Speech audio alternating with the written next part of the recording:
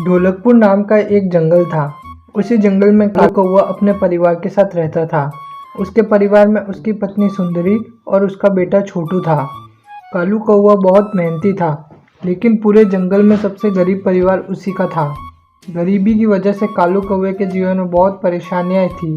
वह दिन भर मेहनत करके दाने जमा करता था, लेकिन फिर भी वह 2 टाइम का भोजन भी इकट्ठा नहीं कर पाता था अपने परिवार के लिए।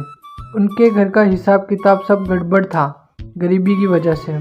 एक दिन की बात है, सुबह सुबह कालू कौवा अपनी पत्नी से बोलता है कि सुनो सुंदरी, सुबह हो गई है, मैं जाकर दाने ले आता हूँ।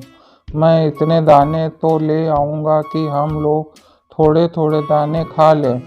वैसे भी हम लोग दिन में एक बार ही तो खाना खाते हैं, उतना तो मैं जमा कर लूँगा। काश कालू जी हम भी अमीर होते तो दिन में 3 बार खाना खा पाते। हाँ सुंदरी, तुम्हारी बात तो सही है, लेकिन इसमें हम क्या कर सकते हैं? हम गरीब हैं तो हैं, कुछ कर भी तो नहीं सकते हैं। अब मैं जाकर दाने ले आता हूँ। फिर कालू कौवा दाना जमा करने के लिए अपने घोंसले से निकल जाता है। कालू कौवा जंगल में दाना जमा कर रहा होता है, तभी वहाँ पर मिट्ठू तोता आ जाता है। अरे कालू भाई, क्या हाल है? बड़े परेशान दिखाई दे रहे हो। घर में सब ठीक तो है ना? क्या बताऊं मिट्ठू भाई, पूरे जंगल में सबसे गरीब मेरा परिवार है। भाई तुम्हें तो पता है, कोई भी गरीब की इज्जत ही नहीं करता है। उसी तरह मेरी भी कोई इज्जत नहीं है इस जंगल में। जो अमीर होता है लोग उसे ही पसंद करते हैं। हाँ हाँ कालू भाई, ये बात तो तुम बिल्कुल सही कह रहे हो। मैं भी तो अमीर हूँ इस जंगल में। अरे मैं तो भूल ही गया था कि तुम बहुत गरीब हो, और मैं फिर भी तुमसे बात कर रहा हूँ। अगर जंगल में किसी अमीर पक्षी ने मुझे तुमसे बात करते हुए देख लिया तो कोई भी मेरी इज्जत नहीं करेगा। मुझे तुम जैसे गरीब पक्षियों से बात नहीं करनी चाहिए। यह बोलकर मिट्ठू तोता वहाँ से चला जाता है। कालू कौवे के साथ हमेशा ही ऐसा होता है। वह जब भी दाना जमा करने जाता था, तब कोई न कोई पक्षी कालू की बेइज्जती कर देता था। एक दिन सुबह सुबह कालू कौवा अनाज के दाने जमा करने के लिए घर से निकला।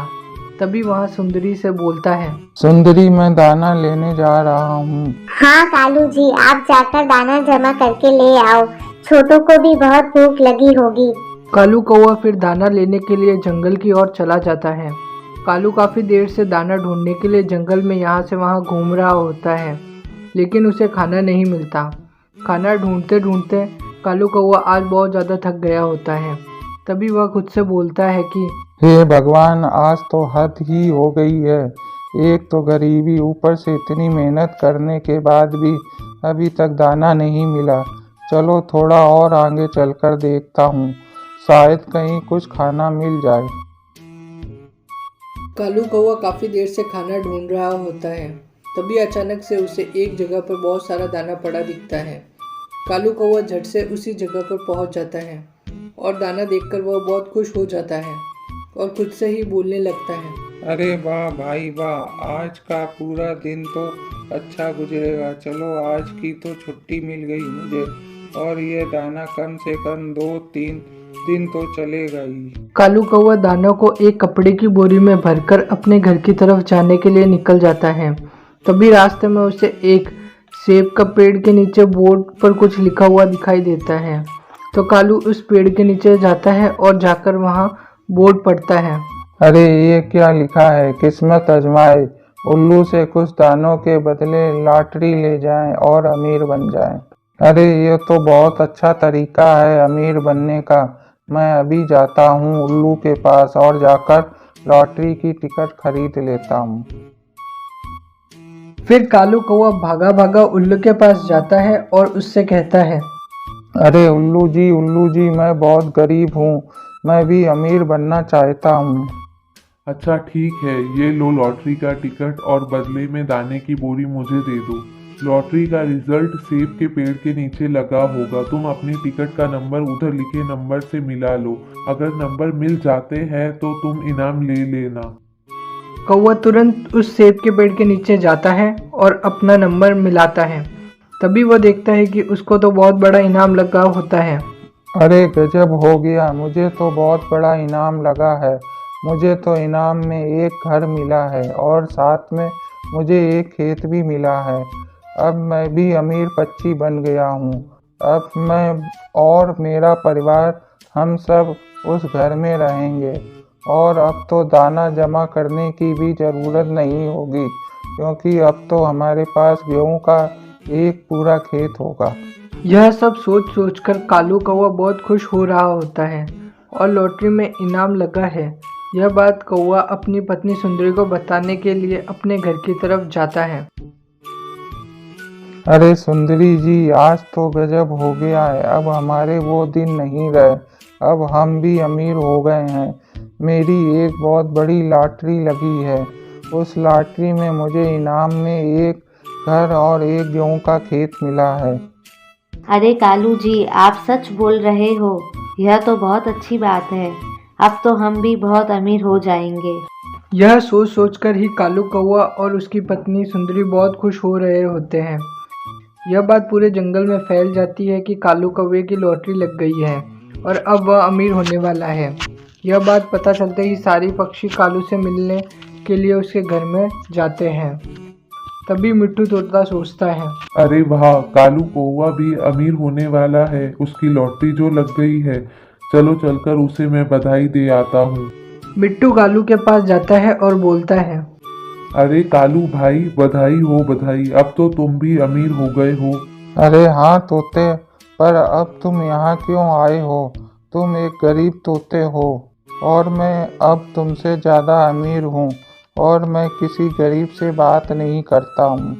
चलो निकलो यहाँ से, बात समझ में नहीं आ रही है क्या? फिर कालू कौवा मिट्ठू तोते को बहुत खरी खोटी सुनाता है। फिर तोता वहाँ से चला जाता है। इसी तरह कबूतर भी कालू को बधाई देने आता है। अरे कालू भाई, बधाई हो, तुम भी अमीर हो गए हो। अब तो मुझे बहुत अफसोस होता था कि तुम्हें गरीबी में देखकर, लेकिन अब क्या कर सकता था मैं भी। अरे हाँ भाई हाँ, पहले मैं गरीब था पर अब मैं भी बहुत अमीर हो गया हूँ। पहले तुम में से कोई नहीं आता था मुझसे मिलने मेरे पास, लेकिन अब मैं भी अमीर हो गया हूँ। अब मैं भी किसी को कुछ नहीं समझूंगा। अब तुम यहाँ से चले जाओ, क्योंकि मैं गरीब पक्षियों के मुंह नहीं लगता। मेरी नज़रों के सामने अब कभी मत आना। कालू कौवे में अब बहुत घमंड आ गया था। कालू अपने आगे किसी को कुछ भी नहीं समझता था। कालू अपनी पत्नी सुंदरी से कहता है, सुनो सुंदरी, मैं जाता हूँ उल्लू के पास और अपना इनाम ले आता हूँ। ठीक है कालू जी, आप जाओ और इनाम लेकर जल्दी आओ। फिर कालू कौवा उड़ते उड़ते उस उल्लू के पास जाता है। अरे उल्लू जी, आपने मुझे जो लॉटरी की टिकट दी थी वो बहुत लकी थी। मेरे लिए मुझे इनाम लगा है। अच्छा ठीक है कालू, तुम्हें बहुत बहुत बधाई हो। तुम अपनी लॉटरी का नंबर बताओ। अरे हाँ उल्लू जी, मेरी लॉटरी का नंबर है 342886। वाह भाई, तुम्हें तो सच में लॉटरी लगी है। तुम्हारे नंबर के हिसाब से तुम्हें तो एक छोटे से दाने की पोटली लगी है। अरे उल्लू जी, ये क्या बोल रहे हो? मेरी लॉटरी में तो ये नहीं लगा है। मेरी लॉटरी में तो एक बड़ा घर और एक गेहूं का खेत लगा है। अरे नहीं नहीं, तुम्हारी लॉटरी में मैंने जो बताया है वही लगा है। तुम यहाँ से जाओ और सेब के पेड़ पर देखो जाके। अच्छा, फिर भी मैं तुम्हारा नंबर वापस देख लेता हूँ। तुम अपना नंबर फिर से बताओ मुझे। हाँ, मैं अपना नंबर फिर से बताता हूँ। मेरी लॉटरी का नंबर है 34286। मैंने देख लिया है, तुम्हें वो पोटली ही लगी है, कोई घर या खेत नहीं। तुम्हारी लॉटरी के नंबर में जीरो तो है ही नहीं। उस लॉटरी के नंबर के शुरुआत में जीरो भी है। अरे हाँ, वो तो मैंने सेब के पेड़ के नीचे जीरो भी देखा था, लेकिन आगे जीरो की क्या वैल्यू होती है? जीरो कुछ भी नहीं होता है, इसलिए मैं तो यही समझा कि मेरी लॉटरी लगी है। अरे नहीं भाई नहीं, वो लॉटरी के अंदर ही था जीरो नंबर। उस हिसाब से तुम्हें जो नंबर लगा है उसमें दाने की पोटली ही लगी है। फिर कालू कौवा पोटली लेकर उदास होकर घर की ओर चला जाता है। घर में आकर कालू सारी बातें अपनी पत्नी सुंदरी को बताता है। कालू जी, हमारी तो कोई भी लॉटरी नहीं लगी है। पहले तो हमारी कुछ इज्जत थी, पर लॉटरी लगने के बाद तुम तो बहुत घमंडी हो गए थे। अब तो हमारी बिल्कुल भी इज्जत नहीं बची। तुमने तो सभी पक्षियों को भगा दिया था यहाँ से। अब हम क्या करेंगे? हाँ सुंदरी, ये सब मेरी गलती है। मेरे घमंड की वजह से मुझे ये सजा मिली है। अमीरी की बात सुनकर मुझ में घमंड आ गया था। मैंने सभी पक्षियों को जलील कर यहाँ से भगा दिया था। अब मैं कुछ नहीं कर पाऊंगा।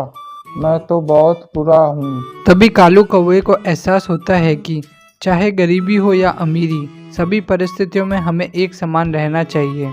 इस कहानी से हमें यह शिक्षा मिलती है कि हमें कभी घमंड नहीं करना चाहिए।